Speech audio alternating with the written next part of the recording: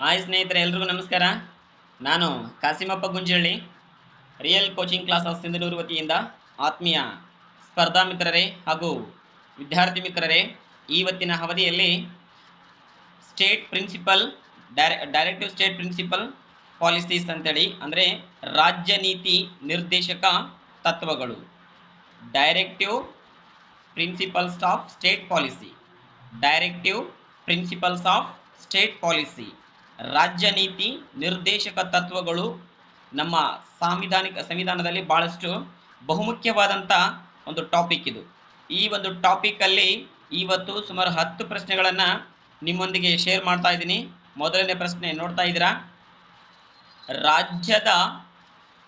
ರಾಜ್ಯದ ಮಾರ್ಗದರ್ಶಕ ತತ್ವಗಳು ಅಂತೇಳಿ ಆಗಿದೆ. ಅದು ಟ್ರಾನ್ಸ್ಲೇಟು ಆ್ಯಕ್ಚುಲಿ ಅದು ಏನಾಗಬೇಕಂತ ಹೇಳಿದ್ರೆ ರಾಜ್ಯ ನೀತಿ ನಿರ್ದೇಶಕ ತತ್ವಗಳಾಗಬೇಕು. ನೆನಪಿರಲಿ ಸ್ನೇಹಿತರೆ, ಏನಂತ ಆಗ್ಬೇಕಂತ ಹೇಳಿದ್ರೆ ಅದು ರಾಜ್ಯ ನೀತಿ ನಿರ್ದೇಶಕ ತತ್ವಗಳಂತ ಆಗ್ಬೇಕು.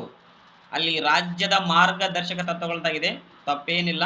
ಬಟ್ ಗೂಗಲ್ ಟ್ರಾನ್ಸ್ಲೇಟ್ ಇದು ಆ್ಯಕ್ಚುಲಿ ಅದು ಸಾಂವಿಧಾನಿಕ ಪದ ಏನಂತ ಹೇಳಿದ್ರೆ ರಾಜ್ಯ ನೀತಿ ನಿರ್ದೇಶಕ ತತ್ವಗಳು, ಬಟ್ ಇಲ್ಲಿ ರಾಜ್ಯದ ಮಾರ್ಗದರ್ಶಕ ತತ್ವಗಳಂತೇಳಿ ಗೂಗಲ್ ಟ್ರಾನ್ಸ್ಲೇಟ್ ಆಗಿದೆ, ದಯವಿಟ್ಟು ಕ್ಷಮಿರಲಿ. ಓಕೆ, ನೋಡೋಣ ಯಾವ ಭಾಗದಲ್ಲಿ ಉಲ್ಲೇಖಗೊಂಡಿವೆ. ಯಾವ ಭಾಗದಲ್ಲಿ ಅಂತ ಹೇಳಿದ್ರೆ ಸಂವಿಧಾನದ ಯಾವ ಭಾಗದಲ್ಲಿ ರಾಜ್ಯ ನೀತಿ ನಿರ್ದೇಶಕ ತತ್ವಗಳು ಉಲ್ಲೇಖಗೊಂಡಿವೆ ಅಂತೇಳಿ ಪ್ರಶ್ನೆ. ಯಾವ ಭಾಗದಲ್ಲಿ? ಎಸ್, ಕಮೆಂಟ್ ಮಾಡ್ರಿ. ಯಾವ ಒಂದು ಭಾಗದಲ್ಲಿ, ಸಂವಿಧಾನದ ಯಾವ ಭಾಗದಲ್ಲಿ ರಾಜ್ಯ ನೀತಿ ನಿರ್ದೇಶಕ ತತ್ವಗಳು ಉಲ್ಲೇಖಗೊಂಡಿವೆ? ಒಂದನೇ ಪ್ರಶ್ನೆಗೆ ಸರಿಯಾದಂಥ ಉತ್ತರ ಆಯ್ಕೆ ಬಿ ನೋಡ್ರಿ. 4ನೇ ಭಾಗದಲ್ಲಿ ಏನಾಗಿದವ? ರಾಜ್ಯ ನೀತಿ ನಿರ್ದೇಶಕ ತತ್ವಗಳು. ಸಂವಿಧಾನದ 4ನೇ ಭಾಗದಲ್ಲಿ ರಾಜ್ಯ ನೀತಿ ನಿರ್ದೇಶಕ ತತ್ವಗಳು ಉಲ್ಲೇಖಗೊಂಡಿವೆ. ಒಂದನೇ ಪ್ರಶ್ನೆಗೆ ಆಯ್ಕೆ ಬಿ ಸರಿಯಾದಂಥ ಉತ್ತರ. ಮುಂದಿನ ಪ್ರಶ್ನೆ ಗಮನಿಸೋಣ. ಎಸ್, ನೋಡಿ ಏನಿದೆ ಮುಂದಿನ ಪ್ರಶ್ನೆ. ಎಸ್, ನೀವೆಲ್ಲರೂ ನೋಡ್ತಾ ಇದ್ದೀರಾ. ರಾಜ್ಯದ ಮಾರ್ಗದರ್ಶಕ ತತ್ವಗಳ ಉದ್ದೇಶವೇನಂದ್ರೆ ಹೇಳಿದ್ರ, already I told you people that ರಾಜ್ಯ ನೀತಿ ನಿರ್ದೇಶಕ ತತ್ವಗಳ ಉದ್ದೇಶವೇನು ಅಂತೇಳಿ ಪ್ರಶ್ನೆ ಅರ್ಥ. ಅದು ನ್ಯಾಯಾಲಯಗಳ ನಿರ್ಣಯ ನಿರ್ಧರಿಸಲು, ಸರ್ಕಾರಕ್ಕೆ ನೀತಿಯ ದಿಕ್ಕು ನೀಡಲು, ರಾಜಕೀಯ ಪಕ್ಷಗಳ ಉದ್ದೇಶ ಈಸಿಯಾಗಿ ಡಿಲೀಟ್ ಮಾಡ್ಬೋದು. ನಾವು ರಾಜಕೀಯ ಪಕ್ಷಗಳ ಉದ್ದೇಶನ ಈಸಿಯಾಗಿ ಡಿಲೀಟ್ ಮಾಡ್ಬೋದು. ಇದು ಅಲ್ವೇ ಅಲ್ಲ. ಸಂವಿಧಾನದ ತಿದ್ದುಪಡಿ ಇದು ಕೂಡ ಅಲ್ಲವೇ ಅಲ್ಲ. ನ್ಯಾಯಾಲಯಗಳ ನಿರ್ಣಯ ನಿರ್ಧರಿಸಲು, ಸರ್ಕಾರಕ್ಕೆ ನೀತಿಯ ದಿಕ್ಕು ನೀಡಲು. ಸರಿಯಾದಂಥ ಉತ್ತರ ಯಾವುದಂತ ಹೇಳಿದ್ರ ಆಯ್ಕೆ ಬಿ ಇದೆ ನೋಡ್ರಿ. ರಾಜ್ಯ ನೀತಿ ನಿರ್ದೇಶಕ ತತ್ವಗಳ ಪ್ರಮುಖ ಉದ್ದೇಶ ಅಂತ ಹೇಳಿದ್ರ ಸರ್ಕಾರಕ್ಕೆ ನೀತಿಯ ದಿಕ್ಕು ನೀಡಲು, ಇದು ನೀತಿಯ ದಿಕ್ಕನ್ನು ನೀಡತಕ್ಕಂಥದ್ದು ಈ ಒಂದು ರಾಜ್ಯ ನೀತಿ ನಿರ್ದೇಶಕ ತತ್ವಗಳ ಪ್ರಮುಖ ಉದ್ದೇಶವಾಗಿದೆ. ಆಯ್ಕೆ ಬಿ ಸರಿಯಾದಂಥ ಉತ್ತರ. ಮುಂದಿನ ಪ್ರಶ್ನೆ ಗಮನಿಸೋಣ. ಎಸ್, ನೋಡಿ ಮುಂದಿನ ಪ್ರಶ್ನೆ ಏನಿದೆ. ರಾಜ್ಯ ನೀತಿ ನಿರ್ದೇಶಕ ತತ್ವಗಳು, ಅದು ಎಲ್ಲ ಕಡೆ ರಾಜ್ಯದ ಮಾರ್ಗದರ್ಶಕ ತತ್ವಗಳಂತಾಗಿದೆ, ಕ್ಷಮೆ ಇರಲಿ. ರಾಜ್ಯ ನೀತಿ ನಿರ್ದೇಶಕ ತತ್ವಗಳು ನ್ಯಾಯ ಪಾಲನೆಗೆ ಏನಂತ ಕೇಳಿದ್ರೆ ಪ್ರಶ್ನೆ, ನಿರ್ಬಂಧಿತವಾಗಿದವ, ಇಲ್ಲ ನಿರ್ಬಂಧಿತವಾಗಿಲ್ಲ, ಜಾರಿಯಾಗುವವಲ್ಲ, ಕಾನೂನಾತ್ಮಕ ಬಲ ಹೊಂದಿರುತ್ತವೆ. ಯಾವುದು ಸರಿಯಾದಂಥ ಉತ್ತರ? ರಾಜ್ಯ ನೀತಿ ನಿರ್ದೇಶಕ ತತ್ವಗಳನ್ನ ಪಾಲನೆಗೆ ತೆಗೆದುಕೊಳ್ಬೇಕಂತ ಹೇಳಿದ್ರ ಅವು ನಿರ್ಬಂಧವಾಗಿದ್ದವ, ನಿರ್ಬಂಧಿತವಲ್ಲ, ಜಾರಿ ಆಗುವವಲ್ಲ, ಕಾನೂನಾತ್ಮಕ ಬಲ ಹೊಂದಿರುತ್ತವೆ. ಯಾವುದು ಈ ಒಂದು 3ನೇ ಪ್ರಶ್ನೆಗೆ ಸರಿಯಾದಂಥ ಉತ್ತರ? ಸರಿಯಾದಂಥ ಉತ್ತರ ಇಲ್ಲಿದೆ ನೋಡ್ರಿ, ಆಯ್ಕೆ ಸಿ ಜಾರಿಯಾಗುವವಲ್ಲ. ರಾಜ್ಯ ನೀತಿ ನಿರ್ದೇಶಕ ತತ್ವಗಳನ್ನು ಏನು ಜಾರಿ ಮಾಡ್ಬೋದು, ಜಾರಿ ಮಾಡದೇ ಇರ್ಬೋದು, ಜಾರಿಯಾಗುವವಲ್ಲ. ಎಸ್, ಇವಂದ್ರೆ ಸರ್ಕಾರಕ್ಕೆ ಒಂದು ನೀತಿಯ ದಿಕ್ಕನ್ನು ತೋರುವಂಥವು. ಅದರ ಬದಲಾಗಿ ಇವುಗಳು ಕಾನೂನಾತ್ಮಕವಾಗಿ ಇವನ್ನು ಪರಿಪಾಲನೆಗೆ ಅಥವಾ ಕಾನೂನಾತ್ಮಕ ಬಲವನ್ನು ಹೊಂದಿಲ್ಲ. ರಾಜ್ಯ ನೀತಿ ನಿರ್ದೇಶಕ ತತ್ವಗಳು ಈ ಒಂದು ನೀತಿಯ ದಿಕ್ಕನ್ನು ನೀಡುತ್ತ ಹೊರತಾಗಿ ಸರ್ಕಾರಕ್ಕೆ, ಆದರೆ ಇವು ಕಾನೂನಾತ್ಮಕ ಬಲ ಹೊಂದಿರುವಂಥವಲ್ಲ, ಜಾರಿಯಾಗುವವಲ್ಲ. ಎಸ್, ಜಾರಿಯಾಗುವವಲ್ಲ. ಮುಂದಿನ ಪ್ರಶ್ನೆ ನೋಡೋಣ. 4ನೇ ಪ್ರಶ್ನೆ.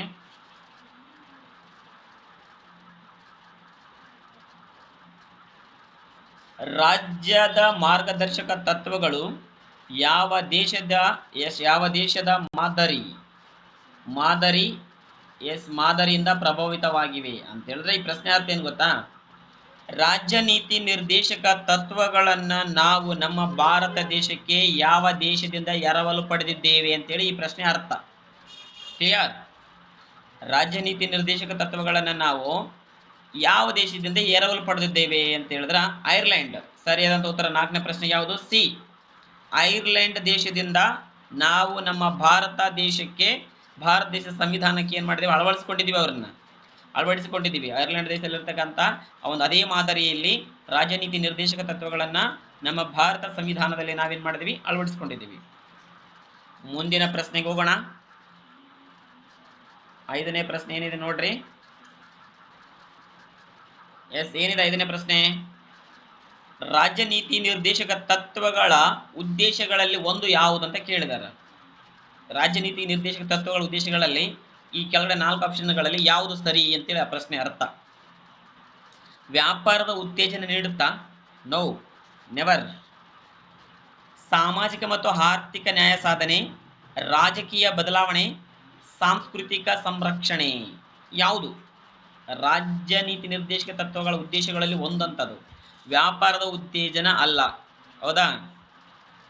ಮತ್ತೆ ಸಾಮಾಜಿಕ ಮತ್ತು ಆರ್ಥಿಕ ನ್ಯಾಯ ಇರ್ಲಿ, ಓಲ್ಡ್ ಮಾಡೋಣ. ರಾಜಕೀಯ ಬದಲಾವಣೆ ಮಾಡುತ್ತಾ? ರಾಜ್ಯ ನಿರ್ದೇಶಕ ತತ್ವಗಳು ಅಲ್ಲ.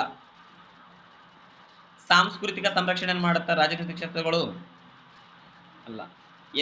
ರಾಜ್ಯ ನೀತಿ ನಿರ್ದೇಶಕ ತತ್ವಗಳಲ್ಲಿ ಒಂದು ಉದ್ದೇಶ ಏನಂತ ಹೇಳಿದ್ರ ಸಾಮಾಜಿಕವಾಗಿ ಮತ್ತು ಆರ್ಥಿಕವಾಗಿ ನ್ಯಾಯ ಸಾಧನೆಯನ್ನ ಒತ್ತಿ ಹೇಳುತ್ತೆ. ಇದು ರಾಜ್ಯ ನೀತಿ ನಿರ್ದೇಶಕ ತತ್ವಗಳಲ್ಲಿ ಇದು ಕೂಡ ಒಂದು.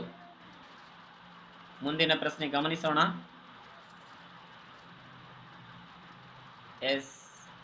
ನೋಡ್ತಾ ಇದ್ರಾ? 6ನೇ ಪ್ರಶ್ನೆ.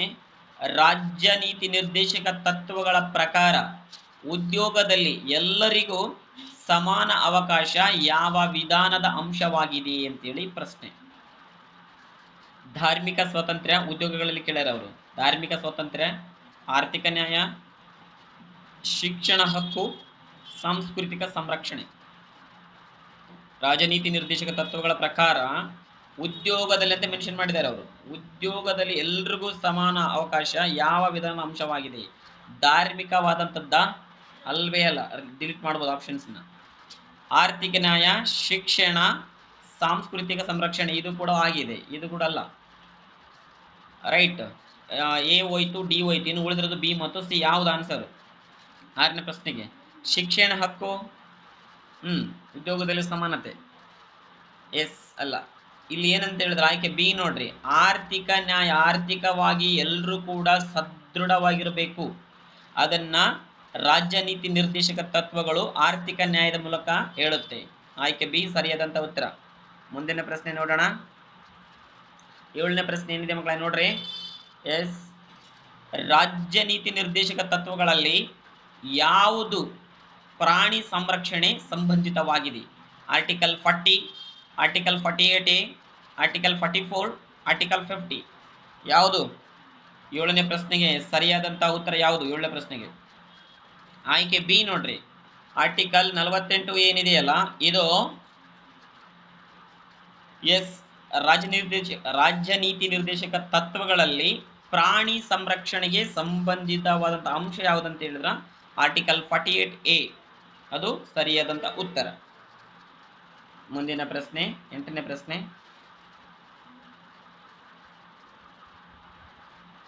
ರಾಜ್ಯ ನೀತಿ ನಿರ್ದೇಶಕ ತತ್ವಗಳು ಯಾವ ಆಯ್ಕೆ ಮಾರ್ಗದ ತತ್ವವಲ್ಲ? ಸೌಕರ್ಯಾತ್ಮಕ, ಬಾಧ್ಯಾತ್ಮಕ, ಮಾದರಿಯಾಗಬೇಕಾದ, ದಿಕ್ಕು ಸೂಚಿಸುವ. ಯಾವ ಅಲ್ಲ ಅಂತ ಕೇಳಿದ್ರೆ ಹೌದಂತ ಕೇಳಿಲ್ಲ. ದಿಕ್ಕು ಸೂಚಿಸುವ ರೈಟ್ ಇದರಲ್ಲಿ. ಓಕೆ, ಅದ್ರಿಗೆ 2 ಮಾತಿಲ್ಲ. 8ನೇ ಪ್ರಶ್ನೆಗೆ ಯಾವುದು? ಯಾವ ತತ್ವ ಬಂದ್ರೆ ಬಾಧ್ಯಾತ್ಮಕ ಅಲ್ಲ. ಇದು ಏನಲ್ಲ, ಇದು ಬಾಧ್ಯಾತ್ಮಕ ಅಲ್ಲ. 8ನೇ ಪ್ರಶ್ನೆಗೆ ಸರಿಯಾದಂತ ಉತ್ತರಕ್ಕೆ ಬಿ ಸರಿಯಾದಂತ ಉತ್ತರ. ಇನ್ನು 9ನೇ ಪ್ರಶ್ನೆ ಏನಿದೆ?